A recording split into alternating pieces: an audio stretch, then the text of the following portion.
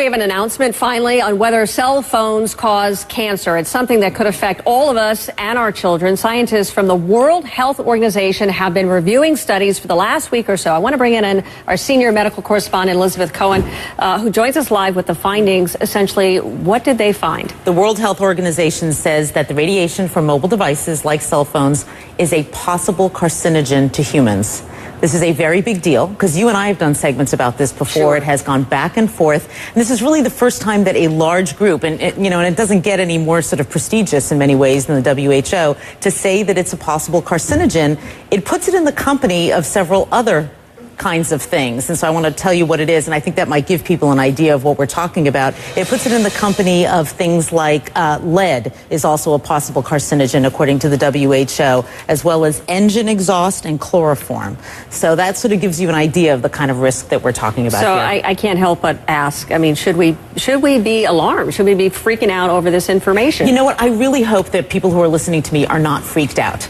For two reasons. One, they won't do the right thing, and we'll talk about what the right thing is in a minute. And two, they'll panic, and that's kind of silly because all these years we've been on cell phones and holding them to our heads, which is what we're talking about as being bad. That's done. You can't do anything about that. And if you're on the phone right now, you don't need to drop it. You know, it's not that kind of a carcinogen. It's a kind of a carcinogen, or allegedly, possibly, that would build up over time. One phone call, doctors tell me, is not going to give you cancer. So what should we be doing? With this new information, what on earth should we be doing now? We are so lucky that there is something that we can do, because a lot of medical problems we can't, but we're lucky that there is something, and I am holding it in my hands right now.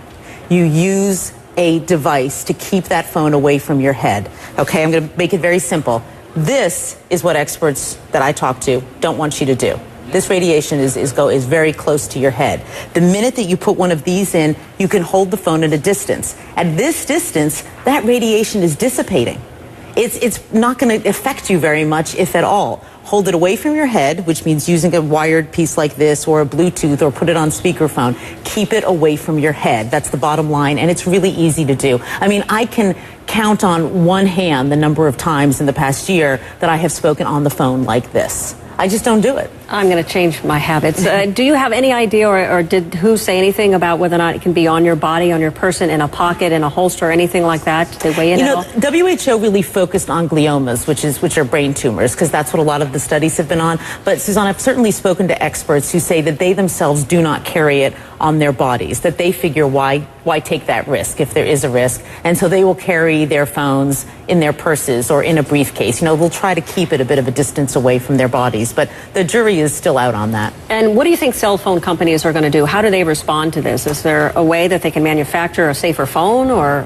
Right, we're seeking a response from the CTIA, which is the industry group, and I think what could happen is that people like the FCC, or other groups like that in other countries might say, this is important what the WHO is saying, and so maybe we ought to tell cell phone companies to make phones with lower radiation.